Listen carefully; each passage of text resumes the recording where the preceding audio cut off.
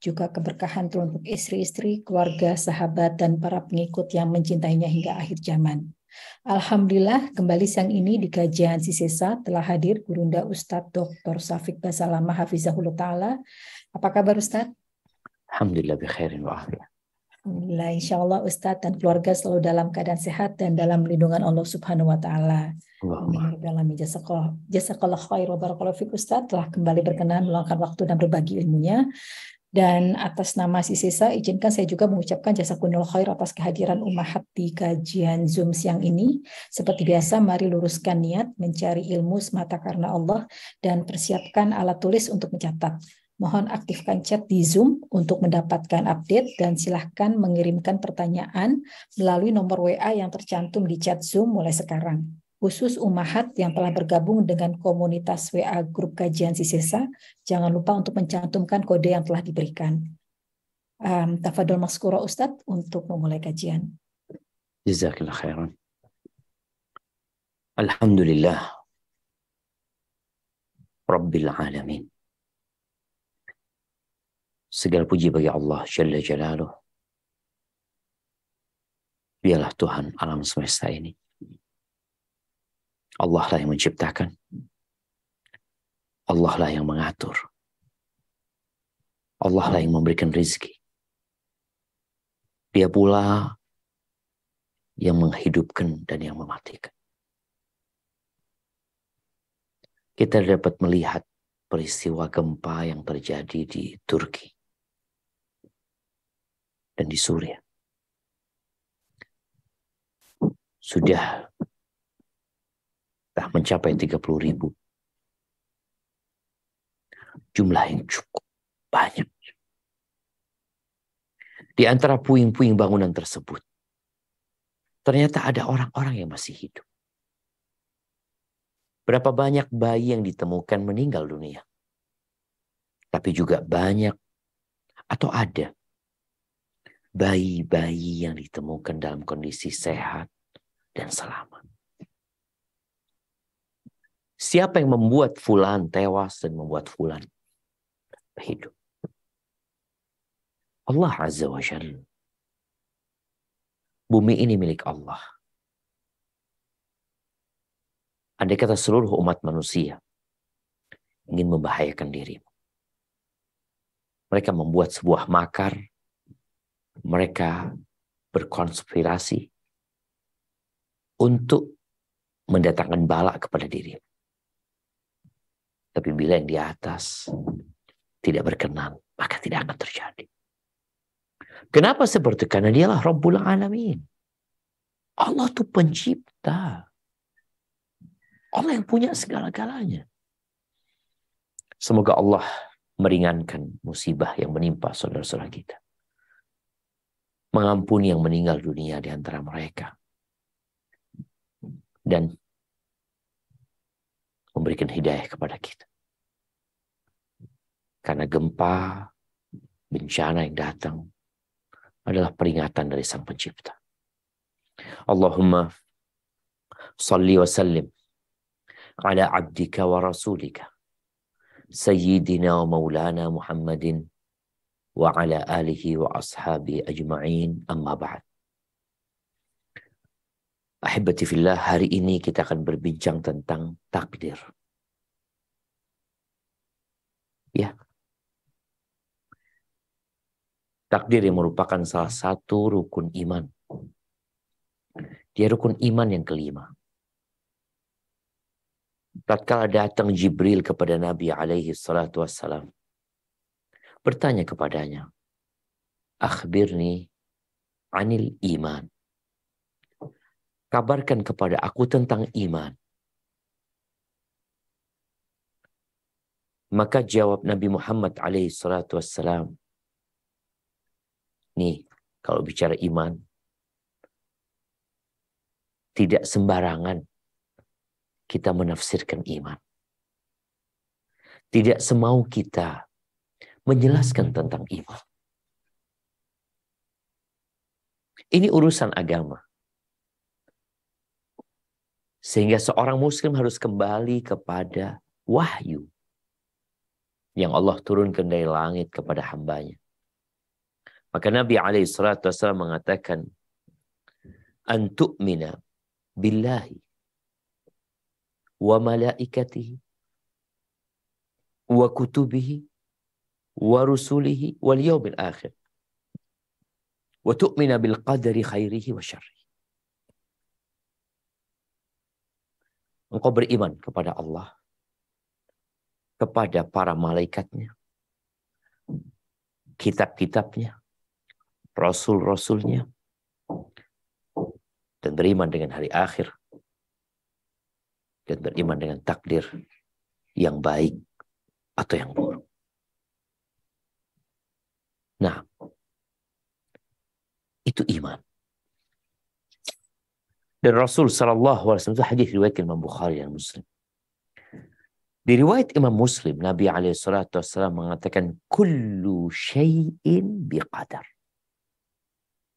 Segala sesuatu itu dengan takdir. Hatta al-ajz wal-kais. Sampai malas, bodoh kadang-kala, lelah, kecerdasan. Itu dengan takdir. Semangat dengan takdir. Karena Allah Azza wa Jalla mengatakan, inna kulla syai'in khalaqnahu biqadar. Sesungguhnya segala sesuatu itu kami ciptakan dengan takdir. Dengan ketentuan. Apa itu takdir? Sebagian kita beranggapan bahwa beriman dengan takdir itu membuat orang jadi malas. Ana pernah membaca tulisannya salah satu tokoh di Indonesia. Tokoh liberal. Yang dia menganggap bahwa saya beriman dengan takdir itu penyebab kemunduran umat Islam. Beriman dengan takdir itu penyebab kemalasan.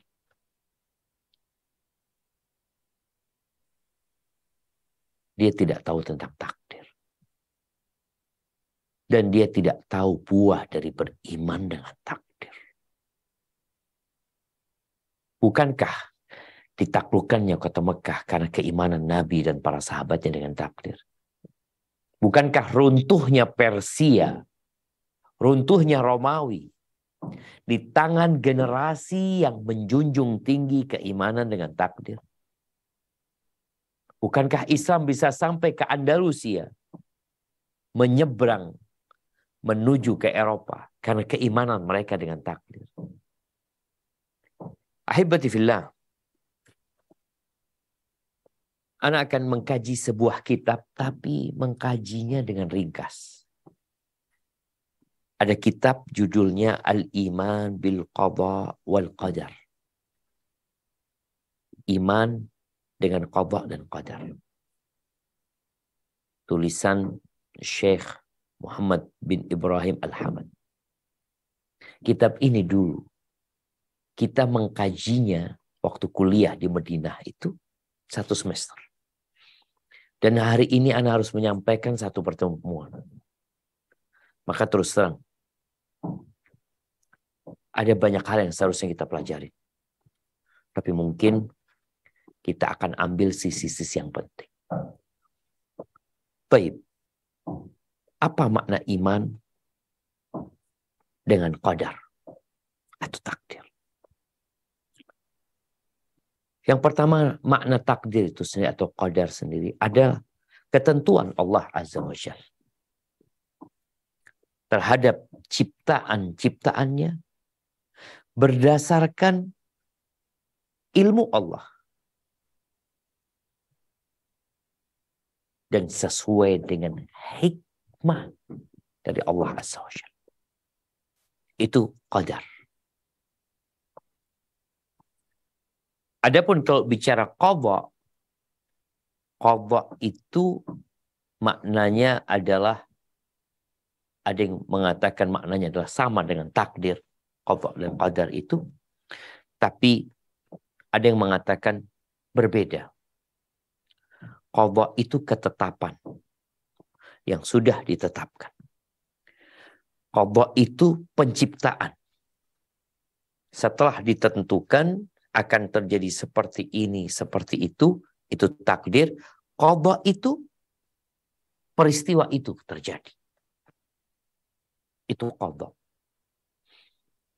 Sebagian memberikan perumpamaan bahwa takdir itu seperti pondasi. Qadha itu adalah bangunan.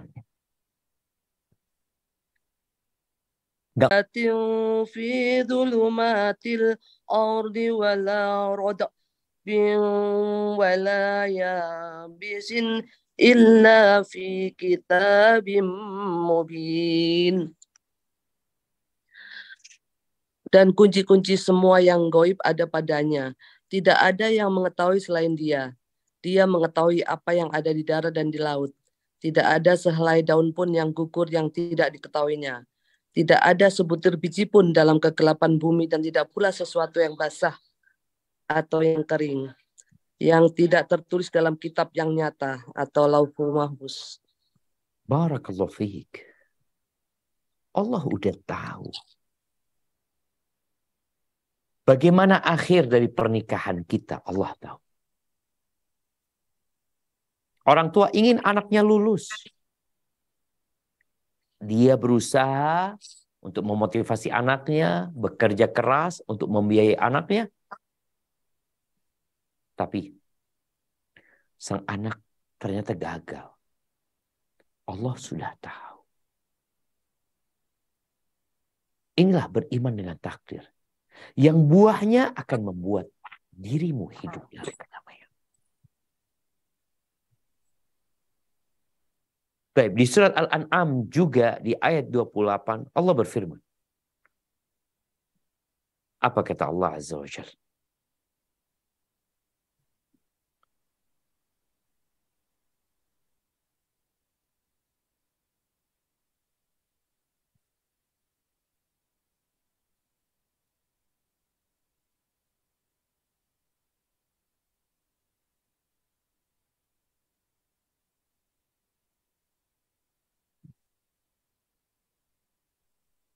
A'udzu billahi minasyaitonir rajim. Bismillahirrahmanirrahim. Bal badalahum ma kanu yukhfuna min qabl walau ruddul la'adu Walau ruddu la'adu lima nuhu anhu wa innahum lakadzibun. Artinya, tetapi sebenarnya bagi mereka telah nyata kejahatan yang mereka sembunyikan dahulu. Seandainya mereka dikembalikan ke dunia, tentu mereka akan mengulang kembali apa yang telah dilarang mengerjakannya. Mereka itu sungguh pendusta. Subhanallah. Ini Allah berbicara tentang sesuatu yang mustahil. Gak mungkin mereka dibalikin ke dunia.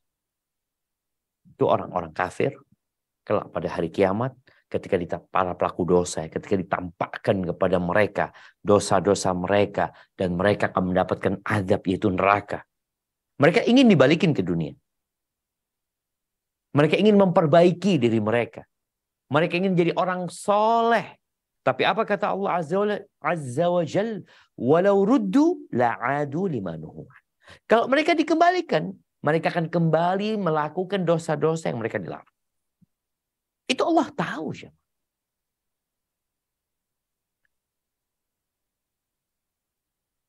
Di dalam hadis yang diriwayatkan Imam Bukhari dari Abdullah bin Abbas radhiyallahu anhuma,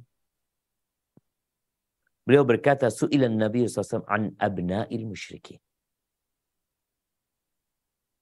Nabi SAW pernah ditanya tentang anak-anaknya orang musyrik.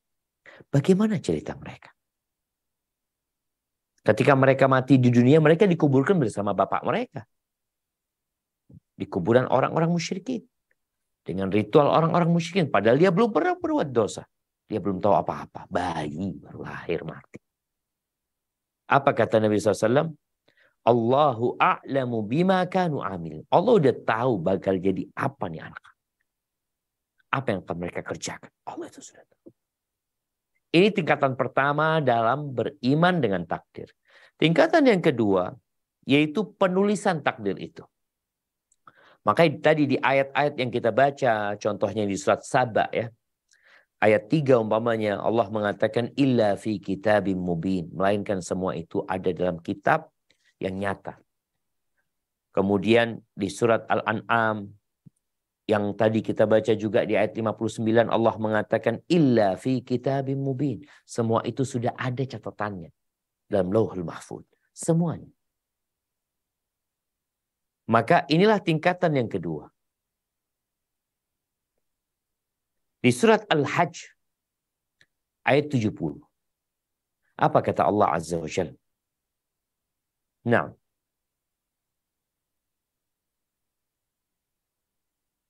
Di surat Al-Hajj ayat 70. Nah, silahkan.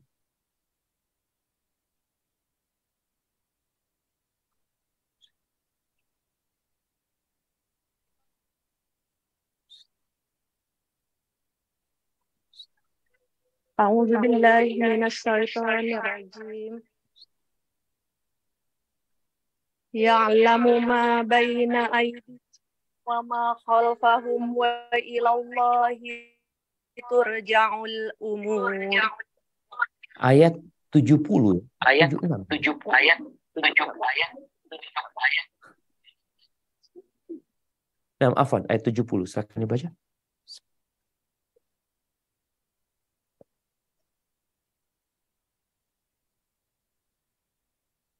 Nah, alam ta'lam. Silahkan dibaca lagi. أعوذ بالله من الشيطان. Zumar ayat 62. Apa kata Allah Azza wa Jalla? Nah.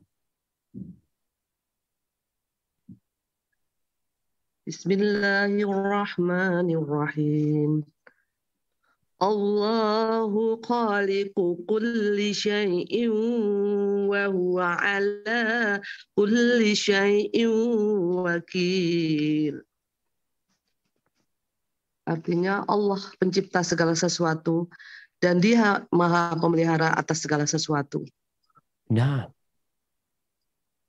Allah yang menciptakan segala sesuatu. Sampai perbuatan kita. Di dalam hadis yang diriwayatkan Imam Bukhari dalam kitabnya Khalq Af'alil Ibad, diriwayatkan dari Hudzaifah radhiyallahu taala anhu atau anhuma, Hudzaifah bin Yaman, bahwa Nabi alaihi salatu wasallam mengatakan innallaha yasna'u kulla sani'in wa sun'atahu. Allah menciptakan, Allah membuat segala pembuat dan apa yang dia buat. Itu Allah yang menciptakan. Oke, manusia menjadi sebab, tapi Allah yang menciptakannya sebenarnya. Ahibbati fillah. Ada beberapa macam takdir. Kita akan masuk ke bulan Sya'ban dan akan masuk ke bulan Ramadan. Ini berkaitan dengan takdir. Yang pertama ada takdir umum. Ini ketentuan Allah terhadap semua ciptaannya berkaitan dengan ilmunya Allah yang meliputi segala sesuatu. Kemudian dicatat, Allah menghendakinya, kemudian Allah menciptakan. Ini takdir secara umum. Yang tadi kita bacakan hadis Nabi SAW bahwa Allah mencatat takdir segala ciptaannya, semuanya. Bicara nyamuk, bicara semut, ya. Ini takdir segala sesuatu. Dan takdir sejak penciptaan langit dan bumi ini sampai nanti kiamat dan sampai nanti ada masuk surga, masuk neraka. Kemudian ada takdir yang seumur hidup, perorangan. Itu takdir umum, ada takdir perorangan. Ini yang sering kita dengar ya. Biasanya ya kan rizki, jodoh kan sudah ditetapkan. Iya, ada takdir perorangan. Ini berdasarkan hadis yang diriwayatkan Imam Bukhari dan Muslim, di mana Rasul SAW mengatakan, Inna ahadakum yujma'u khalquhu fi batni ummihi arba'ina yawman. Seorang ini dikumpulkan penciptaannya di perut ibunya selama 40 hari. Menjadi nutfah, kemudian jadi alaqah, kemudian jadi mudghah. Ketika umur 120 hari, Allah kirimkan malaikat yang meniupkan ruh di dalam janin ini.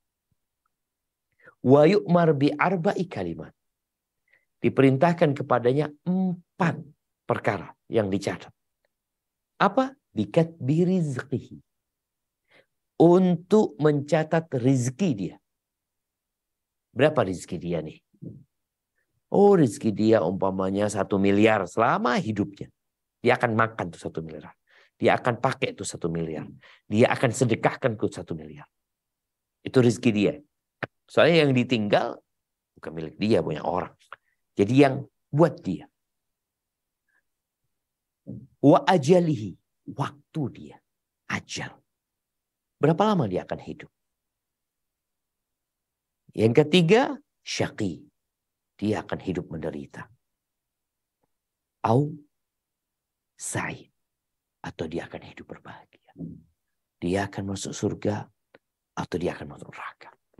Ini takdir yang setiap janin akan mendapatkan hal itu. Ada janin yang ditulis takdirnya umurnya cuma 5 menit. Setelah kelahiran. Kalau dihitung nggak 5 menit lah setelah umur 120 hari. Yaitu 4 bulan. Kemudian dia lahir 9 bulan. Berarti kalau ditetapkan umur dia itu ya 5 bulan 5 menit. Lahir, meninggal. 5 menit kemudian. Dan itu dicatat. Ada istilah jamaah takdir yang mu'allaq dan mubram. Takdir yang mu'allaq itu yang bergantung. Mubram itu yang ditetapkan Allah. Yang mu'allaq ini adalah yang dalam catatan malaikat. Malaikat mencatat, fulan dicatat di situ umur sekian, fulan sakit. Kemudian dia berdoa atau tidak berdoa. Kemudian dia akan sembuh ketika dia berdoa. Ini yang mu'allaq di sisi malaikat. Di catatan Allah sudah ketahuan. Fulan akan berdoa, fulan akan sembuh. Itu di catatan Allah di Lauhul Mahfuz. Yang di catatan malaikat boleh jadi ada yang bergantung. Makanya kalau kita dengar tidak ada yang dapat merubah takdir kecuali doa. Iya. Tadi yang tercatat di catatan malaikat yang mu'allaq. Gak ada yang bisa menambah umur kecuali albir. Berbuat baik, berbakti kepada orang tua. Jadi ini takdir yang tadi yang seumur hidup ya. Perorangan. Kemudian ada takdir tahunan.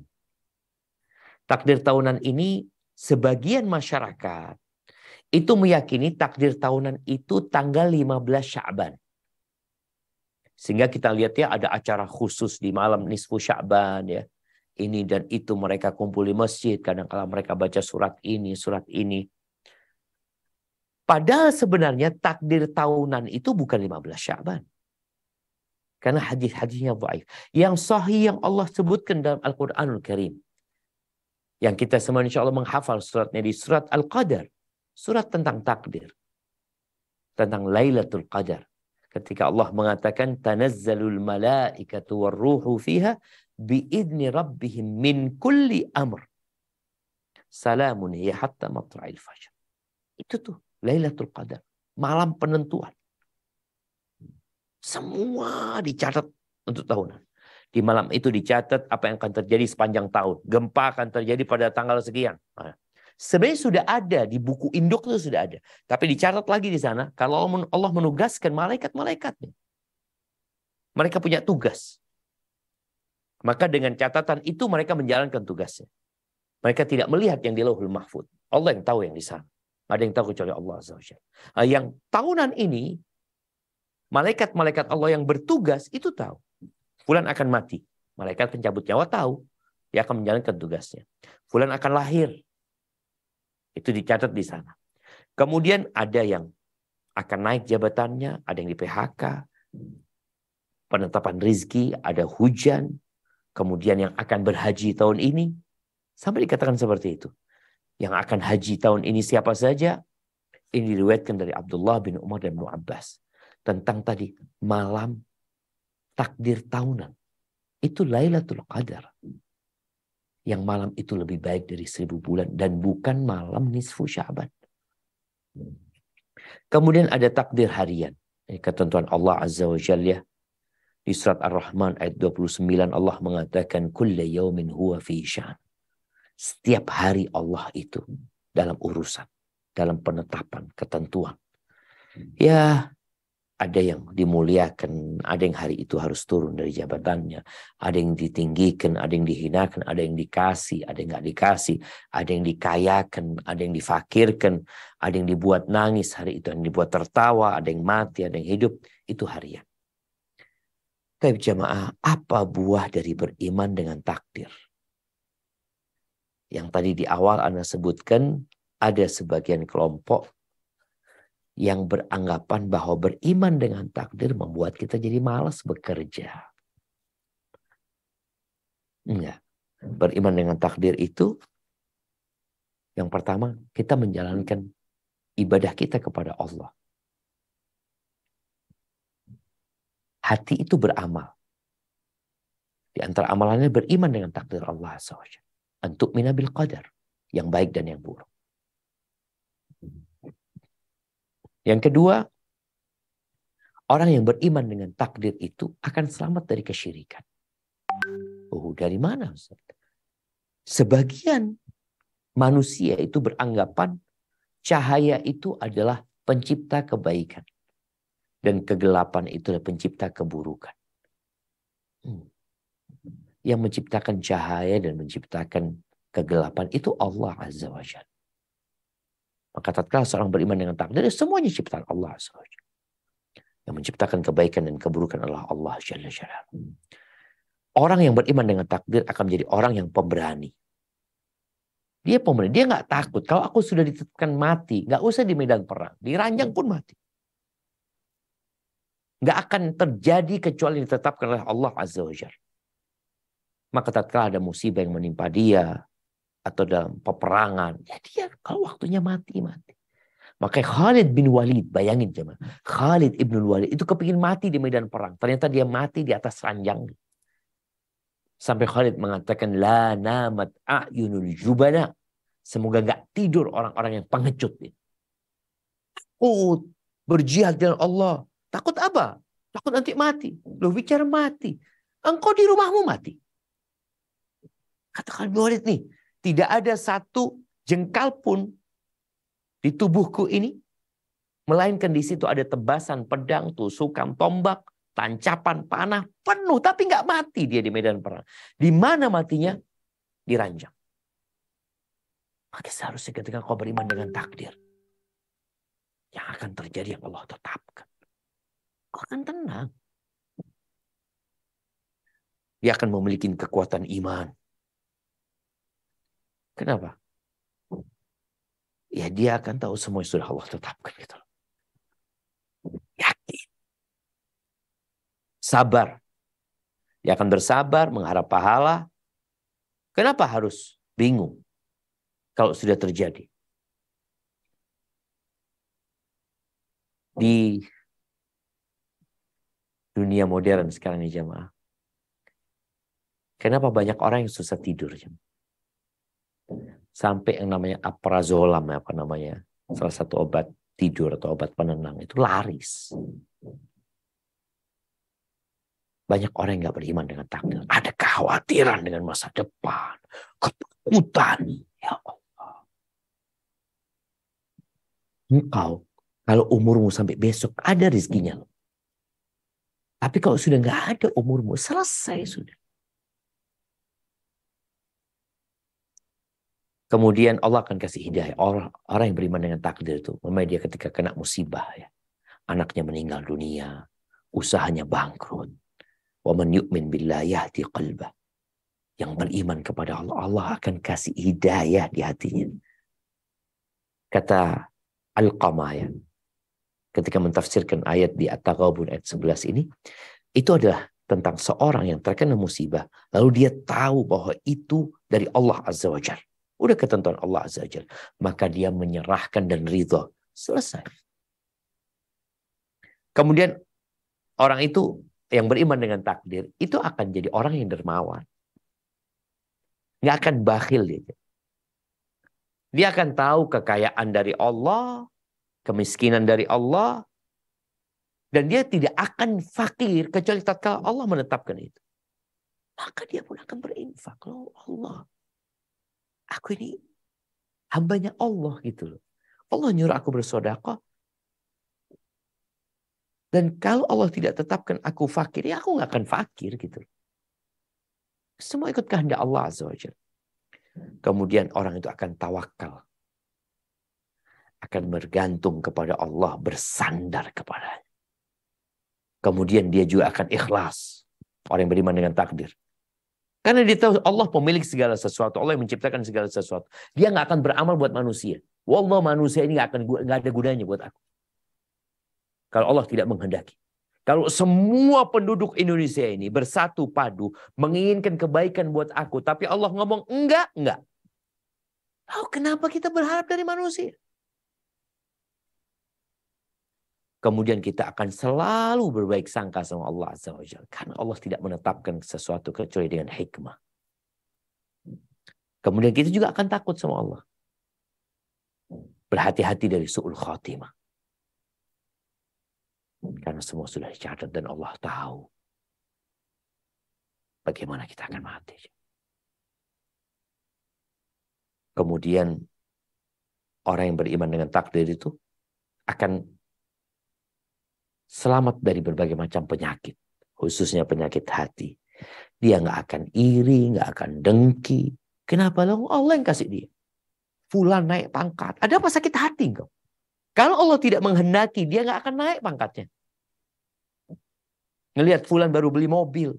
Dia nggak akan sakit hati. Ini Allah yang menetapkan. Tugas dia menerima. Kemudian orang ini juga tidak akan sombong. Orang yang beriman dengan takdir. Engkau sukses, Allah yang memberikan kesuksesan kepadamu. Engkau berhasil, Allah yang kasih lu. Engkau dulu miskin. Engkau dulu usaha kecil-kecilan.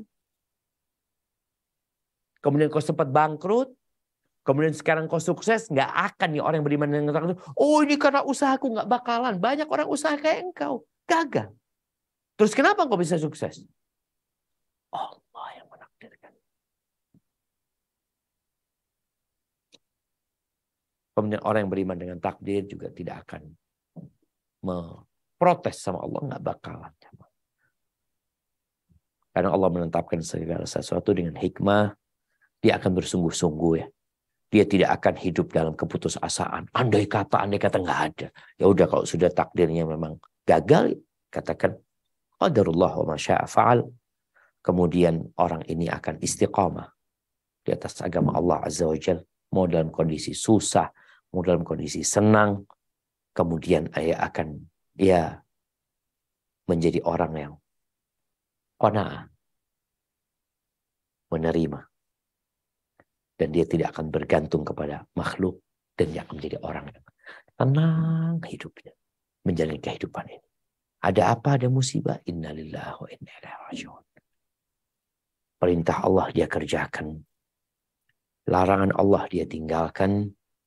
Ada musibah dihadapi dengan sabar. Itulah mungkin beberapa pembahasan tentang takdir Allah Azza wa Jalla. Semoga ya menjadi penguat iman kita. Karena ini salah satu rukun iman. Barakallahu fiik. Anda kembalikan ke moderator. Jazakillah khairan. Alhamdulillah. Jazakallah khair wa barakallahu fiik Ustadz untuk kajiannya hari ini. Dan Masya Allah Ustadz, pertanyaannya sangat banyak sekali yang masuk. Saya akan coba untuk bacakan yang pertama Ustadz. Nah. Kita akan mulai dari pertanyaan yang masuk lewat komunitas kajian Sisesa Ustadz. Bismillah, Assalamualaikum warahmatullahi wabarakatuh. Semoga Allah senantiasa merahmati dan menjaga, memberikan taufik hidayahnya kepada Ustadz dan keluarga, para admin serta peserta Kholaqo dan keluarga. Izin bertanya Ustadz, bagaimana sebenarnya korelasi antara takdir, doa, dan usaha?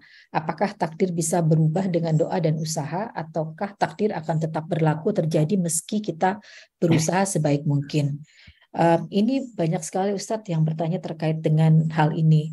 Jadi bagaimana kita mengetahui, kurang lebih yang lainnya saya coba rangkum Ustadz, bagaimana kita mengetahui sesuatu itu sudah takdirnya. Misalnya saat gagal, kita akan bangkit berusaha. Sampai berapa banyak usaha kita hingga kita merasa bahwa meski sudah banyak usaha, kita akan tetap gagal.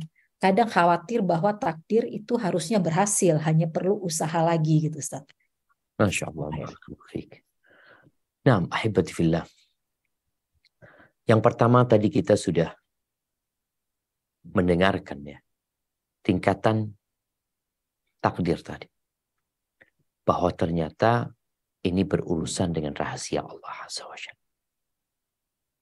Berurusan dengan ilmu Allah yang hanya Allah yang tahu. Kita tidak tahu.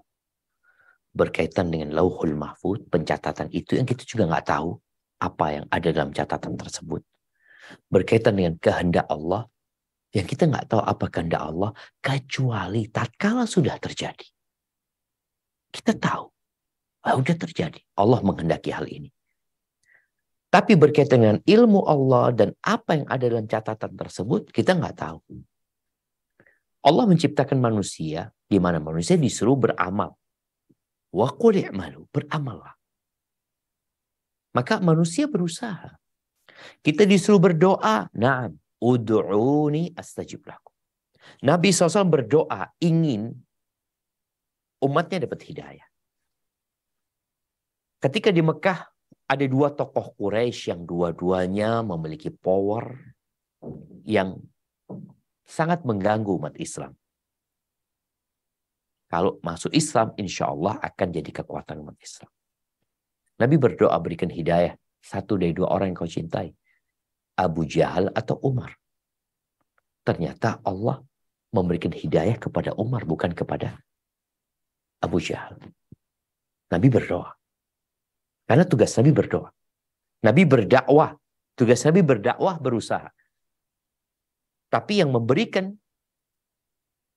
Allah Azza wa Jalla. Abu Talib, Nabi ingin Abu Talib itu masuk Islam. Nabi berusaha mendakwai. Nabi terus berdoa. Tapi pada akhir cerita Abu Talib mati dalam kekufuran. Disitulah kita baru tahu takdir tatkala memang sudah selesai. Maka kalau bicara korelasi antara doa dan usaha, kita diperintahkan untuk berusaha. Itu perintah. Ada syariat nyuruh kita untuk bekerja. Nabi SAW memberikan semangat kepada para sahabatnya untuk bekerja dan berusaha. Diperintahkan kepada mereka untuk berdoa. Bahkan Nabi SAW menyebutkan bahwa doa ini adalah sesuatu yang paling cintai Allah Azza wa Jalla. Dan ada hadis pula yang menyebutkan la yaruddul qadha illa du'a. Nggak ada yang bisa merubah qadha itu kecuali doa. Dan tidak ada yang dapat menambah umur kecuali albir. Iya, bicara doa ini merubah yang ada di tangan malaikat. Catatan-catatan yang tadi kita katakan, catatan tahunan ya. Tapi catatan yang Allah sudah tahu bagaimana hasil dari doa orang ini sebenarnya.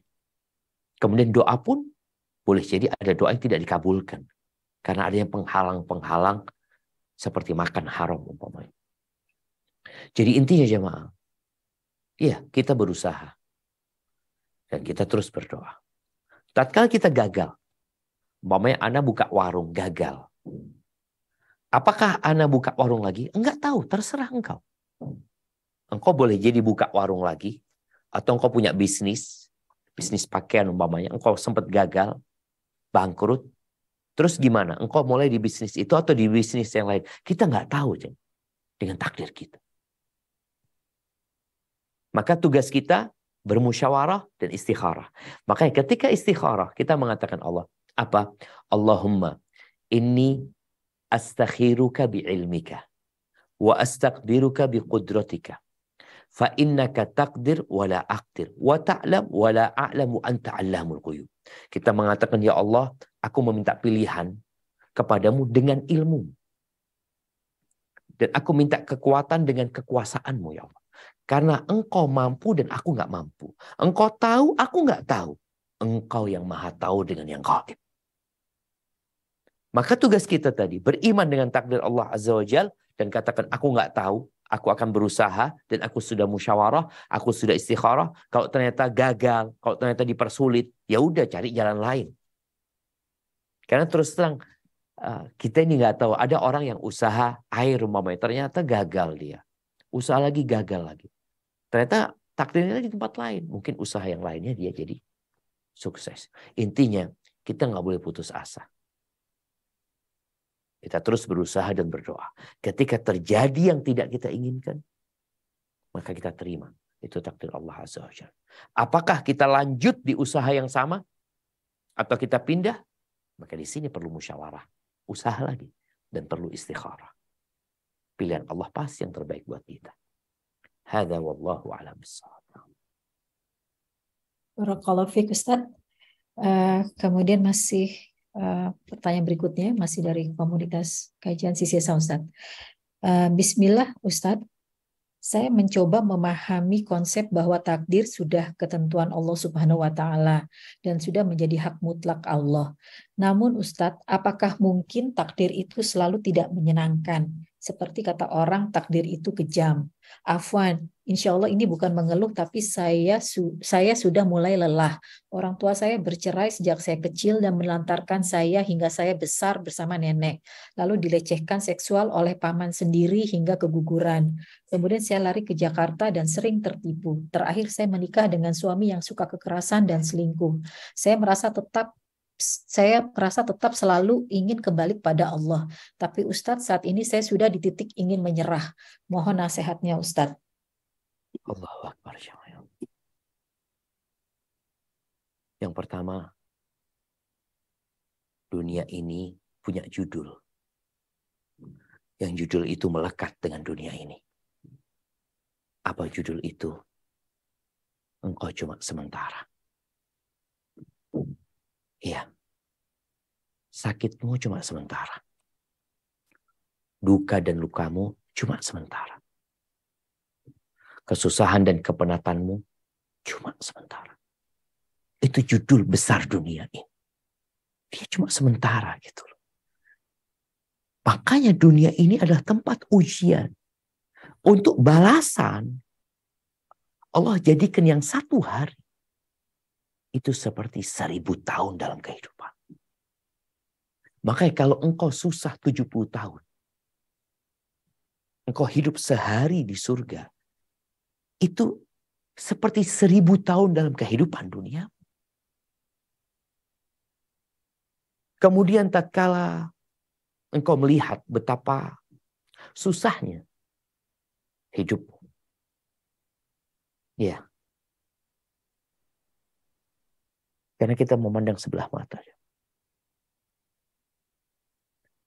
Kita melihat kesusahan selalu. Kita lupa dengan nikmat yang Allah berikan kepada kita. Kita lupa kita bisa bernafas. Yang kalau engkau berangkat ke rumah sakit, masih ada orang yang harus pakai ventilator. Yang dia harus terlelap dalam tidurnya. Berhari-hari. Dengan biaya yang tidak murah. Engkau enggak. Engkau apabila melihat jari-jarimu. Ada orang yang lahir tanpa jari-jari. Ya. Engkau mungkin punya jari. Tatkala engkau melihat kedua bola matamu dan engkau bisa melihat cahaya yang ada. Engkau bisa melihat hijaunya padi yang ditanam. Birunya langit yang mempesona. Engkau dapat melihat itu.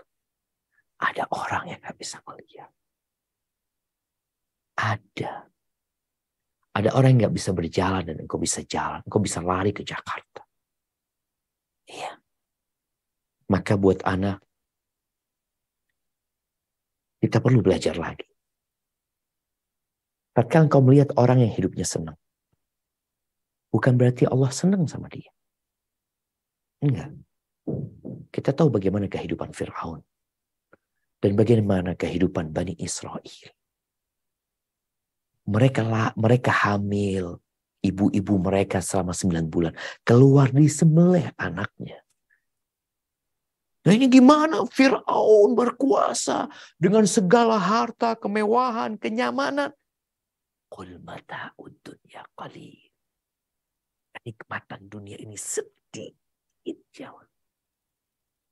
Nabi alaihissalatu mencontohkan dengan seorang yang memasukkan jarinya ke lautan. Kemudian dia mengangkatnya. Dunia itu seperti air yang tersisa di tangan ini. Dibandingkan dengan samudra. Yang samudra itu sekarang 2/3 bumi. Bandingkan dengan air yang ada di tangan. Allah enggak sebanding. Sampai Nabi alaihissalatu mengatakan lau kanatid dunya ta'dilu 'inda Allah janaha ba'udha ma saqa minha kafirun syarbata ma. Kalau dunia ini ada nilainya di sisi Allah seperti satu sayapnya.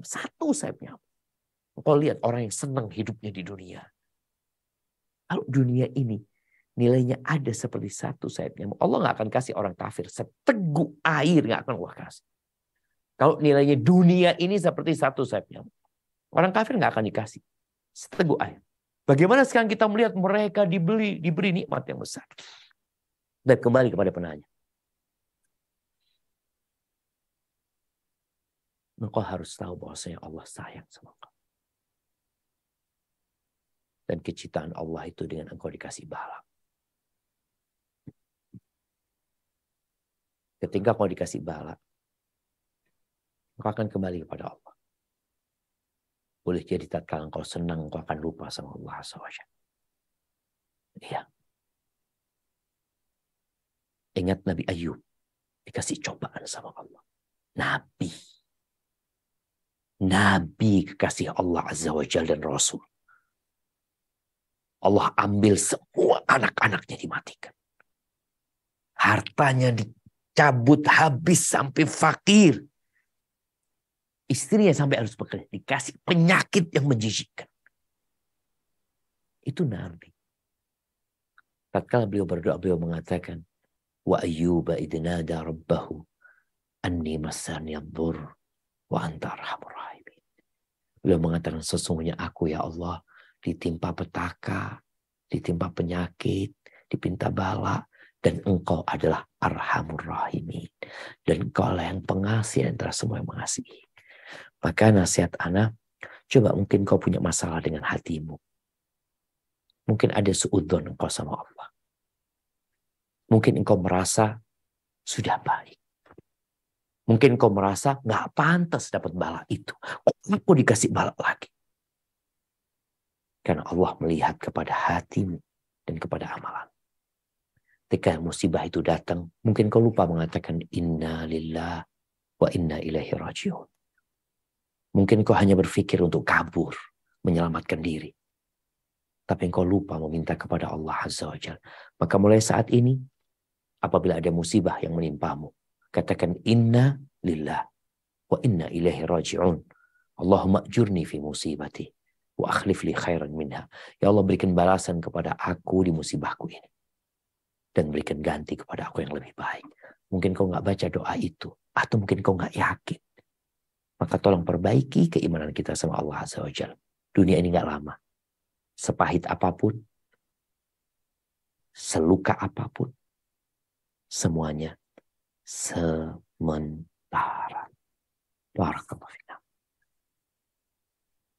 Jazakallah khair Ustadz untuk jawabannya. Saya akan bacakan. Oke, baik. Kalau gitu saya akan mulai dulu untuk yang telah raise hand di Zoom. Untuk pertama kami persilakan Ummu Rahmat. Afwan, Ummu tolong satu pertanyaan saja dan langsung ke pertanyaannya. Tafadhol. Assalamualaikum warahmatullahi wabarakatuh, Ustadz. Waalaikumsalam warahmatullahi wabarakatuh. Semoga Allah senantiasa merahmati kita semua, Ustadz. Allahumma amin. Allahumma amin ya Allah. Nah, Ustadz, Nah, ini masalah doa. Salah satu doa yang tidak ditolak yang anak ketahui adalah doa seorang ibu untuk anaknya. Dan apakah ini berlaku untuk ketetapan yang sudah ditetapkan oleh Allah Azza wa Jalla di saat 50.000 tahun sebelum bumi diciptakan, pena telah diangkat, ketetapan itu sudah dituliskan. Apakah itu berlaku doa seorang ibu untuk seorang anak tadi Ustadz memohonkan sesuatu, apakah maksudnya doa itu akan terkabul? Dan apakah salah seorang ibu itu berpikir positif bahwa insya Allah Allah pasti kabulkan? Itu adalah hak mutlak Allah untuk mengabulkan doa seorang hamba itu Ustadz. Nah Ustadz itu saja. Jazakallahu khairan. Assalamualaikum warahmatullahi wabarakatuh. Waalaikumsalam warahmatullahi wabarakatuh. Iya jemaah. Di antara doa yang mustajab adalah doa ibu, doa orang tua buat anaknya. Dan kita disuruh berdoa. Hanya saja kita perlu tahu bahwa jawaban dari doa itu satu dari 3 hal. Kenapa? Karena Allah yang lebih tahu dengan mana yang dibutuhkan oleh hambanya. Kalau bicara takdir Allah, ya kita nggak tahu apa yang ditetapkan Allah di sana. Kita disuruh berdoa. Apakah doa dapat merubah? Iya, terhadap takdir yang dalam catatan malaikat. Yang tergantung memang. Maka tugas kita berdoa. Dan engkau kalau dikatakan, bolehkah anak yakin ya? Ya kita disuruh sungguh-sungguh berdoa. Memohon berdoa. Dengan penuh maksa sama Allah, nggak apa-apa. Tapi kita juga harus tahu diri. Kata Nabi SAW, yustajabu lil abdi malam yasta'jil. Akan dikabulkan doa hamba selama dia tidak terburu-buru. Karena ada orang yang kemudian terburu-buru. Dengan mengatakan, aku sudah berdoa. Aku sudah minta. Aku sudah mohon. Berapa tahun kamu mohon? Nabi Ibrahim kepingin punya anak. Ini kita lihat ya, bagaimana beliau beriman dengan takdir. Beliau minta anak sama Allah. Entah umur berapa tahun beliau menikah. Umur 70 tahun beliau masih berdoa. Umur 71 beliau berdoa. Umur 72 beliau berdoa. Umur 80 beliau berdoa. 81 beliau berdoa. Allah baru kasih anak sama beliau umur 86 tahun. Di sana seorang terus berdoa memohon kepada Allah. Karena nggak ada ruginya orang berdoa. Doa ini ibadah. Dan Allah suka dengan permintaan hambanya. Bagaimana Nabi Zakaria doa juga minta anak sampai umur 100 tahun. Beliau mengatakan kepada Allah, walam akun bidu'aika rabbi syaqiyya. Aku nggak pernah kecewa ya Allah dengan berdoa memohon kepada. Nggak pernah kecewa. Nunggu 100 tahun baru dikasih anak. Dan beliau mengatakan nggak pernah kecewa. Maka teruslah berdoa memohon kepada Allah. Jawaban dari doa itu satu dari 3 hal. Yang pertama yang diminta dikasih. Yang kedua dijauhkan dari petaka, dari musibah yang sepadan dengan doa yang dia minta. Yang ketiga Allah kumpulkan sebagai doa, sebagai pahala buat dia pada hari kiamat. Maka kita harus sungguh-sungguh berdoa. Yakin sama Allah. Ud'ullahu antum muqinuna bil ijabah. Berdoalah kepada Allah dengan yakin Allah akan kabulkan. Cuma tadi satu dari 3 hal. Kita yakin. Kalau ternyata mungkin yang kita inginkan tidak dikabulkan, boleh jadi ada masalah dengan kita. Ada adab-adab doa yang kita tidak lakukan. Ada syarat-syarat dikabulkannya doa yang kita tidak penuhi. Karena dikabulkannya doa itu dengan syarat dan ketentuan yang berlaku. Barakallahu fikum. Nah. Barakallahu fikum Ustaz. Saya bacakan kembali yang sudah masuk lewat WA. Bismillah, Assalamualaikum warahmatullahi wabarakatuh. Ustadz, Ana izin bertanya akan takdir terkait jodoh. Apakah jodoh sudah sesungguhnya ditetapkan fulana bagi diri seseorang, namun yang masih diupayakan adalah cara dalam menggapai jodoh itu, atau fulan atau fulananya masih bisa dirubah dengan doa? Kalau mengingat hadis ini, tidak ada yang dapat menolak takdir ketentuan Allah Ta'ala selain doa, dan tidak ada yang memperpanjang umur seseorang selain perbuatan baik. Tirmizi. Ini banyak juga Ustadz yang bertanya terkait dengan jodoh, termasuk apakah jika kita bercerai dengan seseorang berarti takdir kita itu bukan jodoh orang tersebut gitu Ustadz. Masya Allah. Iya jemaah. Kembali lagi, takdir itu rahasia ilahi. Itu tadi sampaikan ada takdir umum yang telah dicatat dalam Lauhul Mahfuz. Kemudian ada takdir tahunan. Siapa fulan yang akan kawin tahun ini? Mungkin siapa fulan yang akan bercerai tahun ini pula. Itu semua sudah ditetapkan oleh Allah Azza wa Jalla. Yang takdir tahunan ini sebenarnya ngambil dari buku induk atau dari Lauhul Mahfuz. Yang di sanalah malaikat dikasih tahu karena mereka ditugaskan menjalankan ketentuan Allah Azza wa Jalla. Bicara jodoh lagi jamaah. Jodoh ini termasuk dari rizki yang Allah tetapkan. Yang kita nggak tahu. Engkau kalau bicara kepingin kaya, kepingin sukses, engkau akan berusaha dan engkau akan berdoa. Makanya sampai kuliah, kadang-kala dia merantau ya. Di situ dia dapat pekerjaan. Mungkin pekerjaannya kurang bagus, gajinya nggak besar, engkau akan pindah. Ada usaha yang dilakukan. Dan kita lihat orang-orang sukses pun ada jalan dan usaha yang dia kerjakan. Itu sunnatullahnya, sebab-sebab yang harus dijalani. Berkaitan dengan jodoh, ya kita suruh nyari. Apakah Allah sudah menetapkan fulan jodohnya siapa? Ya sudah Allah tetapkan. Cuma berapa? Jadi begini ya, bicara jodoh itu, dia akan jadi suami istri. Baik, dia akan menikah selama 10 tahun, terus bercerai. Fulan akan menikah hanya 6 hari, lalu bercerai. Allah sudah catat itu. Tapi kita nggak tahu. Maka tugas kita berusaha. Ada orang yang berusaha terus, berdoa sampai mati, nggak punya suami. Iya. Ada yang sampai mati nggak punya suami. Ada yang sampai mati nggak punya anak. Semua ditetapkan oleh Allah Azza wa Jalla. Tugas kita berdoa. Ingat, berdoa dan berusaha. Artinya beriman dengan takdir bukan berarti kita tidak berusaha. Maka kata Nabi SAW, malu, kalian beramal. Tugas kalian adalah beramal. Maka tadi bicara jodoh, engkau berdoa mohon sama Allah, engkau berusaha mencari jodoh. Berapa banyak orang jemaah, subhanallah, yang sudah mau nikah. Sudah mau nikah. Ana ingat kejadian ya, di Banyuwangi. Banyuwangi apa Bali, lupa ana. Dari Pulau Sapekan itu ada rombongan naik kapal laut yang mau nikah, hari itu hari pernikahan. Ternyata kapal laut itu tenggelam. Meninggal dunia suami, calon suami. Ya bukan jodohnya. Jadi kalau bicara apakah ketentuan suami istri ini sudah ada, sudah ada. Berapa lama? Sudah ada. Ada yang sampai mati, ada yang nggak sampai mati.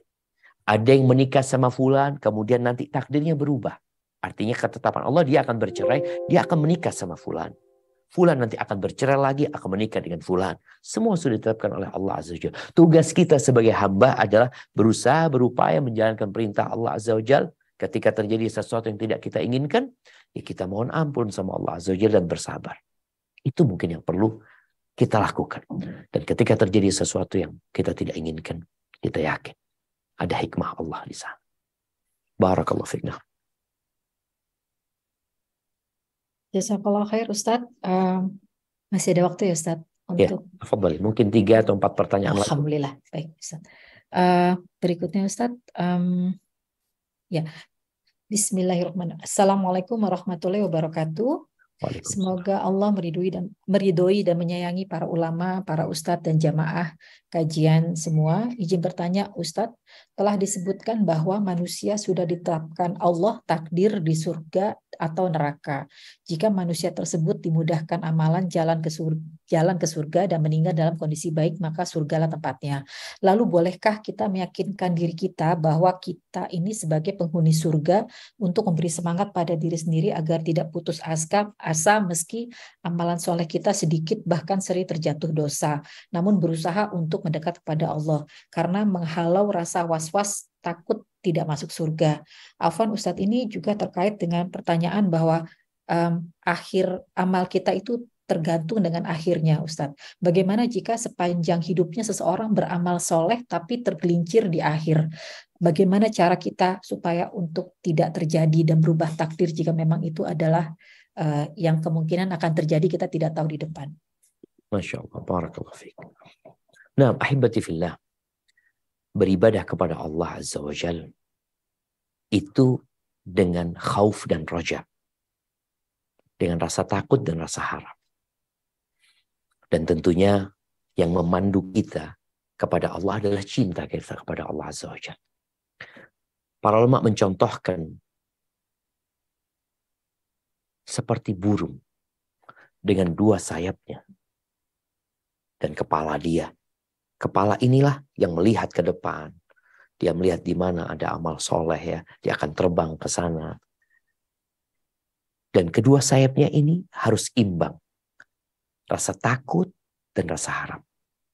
Kenapa? Kalau dia hanya berharap saja. Kalau tadi dikatakan, gimana kalau kita memotivasi kita, insya Allah Anda masuk surga, ini itu. Ketika rasa harap saja yang ada, maka dia akan tergelincir dalam dosa. Kenapa? Oh, Allah Maha Pengampun, Allah Maha Pengasih. Ketika dia hanya beribadah dengan kecemasan, ketakutan saja, dia akan putus asa. Maka beribadahlah kepada Allah dengan rasa takut dan harap. Ketika engkau berbuat kebaikan, berharap agar Allah menerima. Ketika kau berbuat dosa, kau takut sama Allah Azza wa Jalla. Dan ketika beramal soleh pun perlu takut. Ada orang beramal soleh nggak diterima amalannya. Jangan-jangan amal solehku nggak diterima sama Allah. Maka dia akan berusaha untuk terus berbuat baik kepada Allah Azza wa Jalla. Jadi jangan pernah merasa aman dari azab Allah Azza wa Jalla. Jangan. Karena perasaan aman itu akan membuat kita jadi meremehkan dosa. Itu jemaah. Kemudian berkaitan dengan semua tergantung penutupnya. Iya. Dan Allah akan tutup seseorang sesuai dengan amalan dia. Kalau bicara bagaimana supaya kita husnul khatimah, maka engkau perlu memperbaiki hatimu. Ada orang yang beramal soleh hanya dalam kasat mata manusia. Tapi ketika dia sendirian, dia jauh dari Allah. Orang-orang yang di hatinya ada ketakutan kepada Allah. Dan dia berusaha ikhlas beramal. Insya Allah mati husnul khatimah. Tapi kalau ternyata dia hanya menampakkan kebaikan kepada manusia, tapi tatkala dia sendirian, dia tidak seperti itu sebenarnya. Seperti inilah yang akan su'ul khatimah biasanya. Ada orang yang nampak oleh manusia berbuat dosa. Tapi ketika dia sendirian, dia menyesal sama Allah. Nanti berbuat dosa lagi, dia kembali bertobat kepada Allah. Boleh jadi ini orang husnul khatimah mati. Karena ada orang yang dengan dosanya dia takut diazab. Dan ada orang yang dengan ketaatannya dia menjadi bangga dengan ketaatan. Seperti yang pernah kita bahas pada babul ujub ya. Hadza wallahu a'lam bissawab. Barakallahu fiik Ustaz. Yang berikutnya, Bismillah, semoga Ustadz dan tim selalu ada dalam lindungan Allah Subhanahu wa Ta'ala. Afwan izin bertanya Ustadz, bagaimana, ini banyak sekali Ustadz yang bertanya, bagaimana kita mengetahui setiap masalah dalam hidup kita itu ujian atau azab Allah? Bagaimana kita menyikapi setiap persoalan hidup yang kita alami agar tidak terjerumus dalam kesesatan? Maksudnya bagaimana kita menyikapi takdir yang bisa dibilang tidak menyenangkan bagi kita sehingga kita tidak semakin terjerumus, Ustaz. Masya Allah. Nah, barakallahu fiik. Ada sebuah ayat yang insya Allah dapat memandu kita menghadapi kehidupan ini. Allah mengatakan, ma asabaka min hasanatin famin Allah. Wa ma asabaka min sayyiatin famin nafsi. Kata Allah, kebaikan yang menimpamu, apapun bentuknya, itu adalah dari Allah. Dan keburukan yang menimpamu itu dari dirimu sendiri. Maka tatkala kita terkena musibah, kita mendapatkan takdir yang tidak menyenangkan bagi kita, segeralah memohon ampun kepada Allah. Loh Ustaz, ini untuk azab atau mengangkat derajat kita? Apabila engkau orang yang taat kepada Allah Azza wa Jalla, semoga itu menjadi bahan untuk mengangkat derajatmu. Tapi ingat, kita makhluk yang kata Nabi SAW, kullu bani Adam khata. Setiap anak manusia itu suka berbuat dosa. Maka tatkala kita tertimpa musibah, ingat dengan dosa-dosa yang kita lakukan. Dan semoga dengan kita bersabar, dengan kita beristighfar, Allah angkat derajat kita. Jadi selalu berbaik sangka sama Allah dan berburuk sangka kepada diri kita. Tapi jangan sampai hal ini kita gunakan untuk mengukur orang lain. Ketika orang lain kena musibah, oh kayaknya banyak dosanya. Lah. Kalau memang dia jelas-jelas pelaku dosa, selesai. Tapi kalau kita lihat dia orang baik kemudian dapat musibah, ya semoga itu untuk mengangkat derajat dia. Tapi buat kita selalu berburuk sangka sama diri kita. Dan selalu berbaik sangka sama Allah SWT. Dengan cara seperti itu insya Allah kita akan lebih tenang hidupnya. Dan kita tidak akan tersesat. Karena kita kembali kepada Allah selalu. Barakallahu fikum. Jazakallahu khair Ustadz.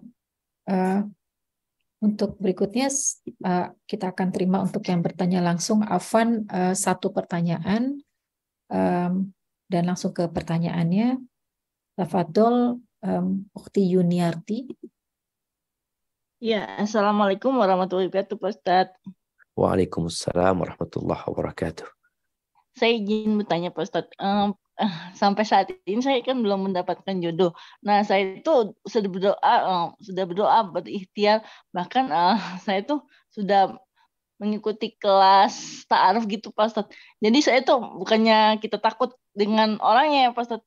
Karena kita kan kalau kelas ta'aruf itu harus tahu keluarganya, terus harus tahu bobot dari mana keturunannya gitu, Pak Ustadz. Nah, sedangkan biasanya kalau di kelas ta'aruf itu hanya datanya aja, orangnya belum tahu gitu, Pak Ustadz. Jadi misalnya terus kita mendapatkan seperti itu gimana, Pak Ustadz? Masya Allah. Iya, Pak Ustadz. Jadi harus bagaimana kalau kita mengikuti kelas seperti itu aja? Siap, Masya Allah. Barakallahu fiik. Iya, ahibati fillah. Ya, sering ana sampaikan bahwasanya ta'aruf yang hanya dengan data yang diberikan itu mungkin hanya memberikan informasi kepada kita 50% atau 55%. Ya, sisanya kita harus cari tahu. Memang kalau kita lihat orang dulu nikah itu dengan warga sekampung. Kebanyakan ya. Apalagi di masa itu transportasi sangat sulit. Jadi nikahnya itu udah sama warga kampung nih. Udah tahu kita sama keturunannya, udah tahu dengan kerjaannya, bagaimana dia. Sejak kecil pun orang tua kita juga udah tahu tentang dia. Jadi lebih mudah. Sedangkan sekarang dengan adanya kelas ta'aruf, nih kadang-kala orang Jakarta sedang ta'aruf sama orang Kalimantan nih. Yang nggak tahu, maka yang harus dilakukan selain berdoa, memang harus cari tahu. Jangan terburu-buru. Bagaimana cara cari tahunya? Coba dilihat. Sekarang mungkin dengan adanya media, dia itu punya Instagram, kayak kita lihat Instagram dia. Dia ngikutin siapa, apa yang dia tonton, umpamanya. Itu kalau pakai fasilitas yang ada. Atau kita cari tahu di mana dia bekerja. Oh, dia bekerja di tempat fulan. Oh, cari tahu dari bosnya, dari atasannya, atau dari kawannya, dari HRD yang ada di sana. Ada usaha dari kita. Atau dari ustadz yang ada di sana. Jadi dengan harapan kita tahu agamanya, mau dari imam masjid di sana, fulan gimana, suka sholat berjamaah apa enggak. Ini bicara agama, bicara akhlak, mungkin cari tahu di tempat kerjanya bagaimana dia dengan atasannya, bagaimana dia dengan anak buahnya, bagaimana dia dengan pekerjaannya. Mungkin itu yang bisa dilakukan. Dan nasihat Anda jangan terburu-buru. Karena lebih baik engkau belum menikah daripada sudah menikah, kemudian engkau mendapatkan neraka dalam rumah tanggamu. Karena terburu-buru. Maka jangan terburu-buru. Hadza wallahu a'lam bissawab. Mungkin kita ke pertanyaan terakhir. Soalnya lihat sudah ada yang pakai palu di atas gedung ini. Karena tadi kita anggap, mereka mungkin anggap udah selesai. Siap, tafadhol, barakallahu fikum. Nah, Ustaz. Baik, Ustaz. Agak bingung milih. Baik, Ustaz. Bismillah. Assalamualaikum warahmatullahi wabarakatuh. Semoga Allah Ta'ala senantiasa menjaga, merahmati Ustaz, keluarga, tim kajian, dan seluruh kaum muslimin. Amin. Ana izin bertanya, Ustaz.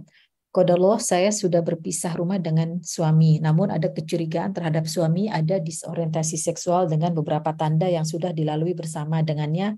Dan terus-menerus hati Ana tidak tenang karena Ana belum bisa membuktikan secara nyata baru prasangka. Pertanyaannya Ustadz, bagaimana batasan Ana harus menjaga aib suami? Apakah Ana boleh memberitahu keluarga Ana dan keluarganya? Dan jika diperbolehkan Ana mencari bukti tersebut, dan bolehkah Ana mencari bukti tersebut melalui aplikasi pelacak dibantu dengan teman Ana yang juga menyimpang? Ana mohon pencerahannya Ustadz, karena rasa ketidaknyamanan ini terus-menerus Ana rasakan. Gimana dia udah pisah rumah? Sudah pisah rumah tapi masih memanggil nama suami, masih memanggil dengan suami. Masih suami istri. Jadi belum perceraian sebenarnya. Ya, tampaknya begitu Ustaz. Ya. Tapi sudah berpisah rumah. Saya sudah berpisah rumah. Udah berapa lama di situ nggak disebutin? Nggak ada Ustaz. Siap. Barakallahu fiik. Nah, ahibati fillah. Kita memang perlu lebih ekstra lagi memohon kepada Allah Azza wa Jalla. Dengan banyaknya penyimpangan seksual. Bukan banyak ya, ada usaha dengan masif agar penyimpangan itu dilegalkan. LGBT kita lihat. Negara-negara besar, perusahaan-perusahaan besar melegalkan hal tersebut. Padahal itu akan menutup dunia ini. Sebenarnya kalau mereka mau berpikir. Tapi kembali kepada pertanyaan, apa yang harus dilakukan? Kalau engkau memang nggak enak perasaanmu dengan dia, dan engkau ingin memperbaiki suamimu, maka perbaiki suami. Tidak perlu engkau mencari data. Nggak perlu. Kalau engkau masih mau melanjutkan rumah tangga dengan suami, engkau perbaiki, mungkin berangkat psikiater atau apa. Kalau ternyata memang engkau hanya prasangka ya, engkau belum punya bukti. Baik, nggak perlu engkau cari bukti, tapi engkau perbaikin dia. Karena kadang-kala memang kita melihat ada gelagat yang nggak enak, ya kita perbaiki, jangan nunggu itu terjadi. Kita kasih nasihat. Tapi kalau ternyata engkau sudah tidak menginginkan kelanjutan rumah tangga itu, maka nggak perlu engkau bongkar aib suamimu. Engkau gugat cerai. Sampaikan kepada keluarga, aku merasa nggak nyaman, ada seperti ini, seperti itu, kayaknya aku mau pisah. Jadi nggak perlu kemudian kita memata-matai dia, nggak boleh. Karena orang kalau dimata-matain yang awalnya mau tobat, jadi nggak tobat dia. Boleh jadi memang dia melakukan hal itu. Tapi dia punya perasaan untuk bertobat. Gitu. Gara-gara dimata-matai, jadi rusak orang itu. Maka sudah, cukupkan di sini. Karena Islam menghormatin apa istilahnya, rahasia seseorang. Dihormati. Bahkan Nabi SAW melarang kita untuk melihat ke dalam rumah orang. Melihat rumah orang aja nggak boleh.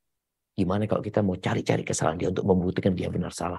Nggak perlu engkau lakukan itu. Yang perlu engkau lakukan kalau engkau merasa nggak nyaman dengan dia, sampaikan kepada keluarga, sampaikan kepada dia, kau menikah dengan baik-baik, pisah dengan baik-baik, dan doakan semoga dia dapat hidayah. Mungkin itu yang perlu dilakukan. Dan buat yang suka pasang CCTV, ya, kadang-kala ada yang suka melacak ini itu. Kalau engkau memang nggak nyaman sama dia, udah nggak usah dicari tahu hal itu. Dan engkau datang, aku kok nggak nyaman hidup sama engkau ya. Aku kayaknya mau pisah aja. Karena memang dikhawatirkan hidupmu semakin berantakan. Mungkin seperti itu. Hadza wallahu a'lam bishawab. Dan ahibati fillah, terus kembali kepada Allah Azza wa Jalla. Dan ketika hendak melangkah melakukan sesuatu, hendaklah engkau bertanya. Dan alhamdulillah kepada tadi teman-teman yang bertanya, semoga pertanyaan itu menjadi pahala buat mereka yang bertanya karena telah melaksanakan perintah Allah. Bertanyalah ketika nggak tahu ya. Itu mungkin dapat Anda sampaikan, kurang lebihnya mohon maaf. Semoga Allah mengumpulkan kita kelak di surganya. Anda kembalikan ke moderator. Jazakillah khairan. Barakallahu fiik Ustaz. Atas paparan hari ini, alhamdulillah binikmatihi tatimus sholihat. Jazakallahu khair wa barakallahu fiik Ustaz untuk waktu dan ilmu yang telah diberikan pada kami. Insya Allah kami bisa mengamalkan ilmu dari kajian hari ini dan istiqomah. Amin ya rabbal alamin. Dan akhwat di Zoom, demikian kajian sisa kali ini. Afwan, tidak semua pertanyaan bisa dibacakan. Masya Allah hari ini sangat banyak sekali yang masuk. Jazakumullah khair atas partisipasinya. Sampai bertemu di kajian tematik dan rutin sisa berikutnya. Dan tafadholi untuk bergabung dengan komunitas kajian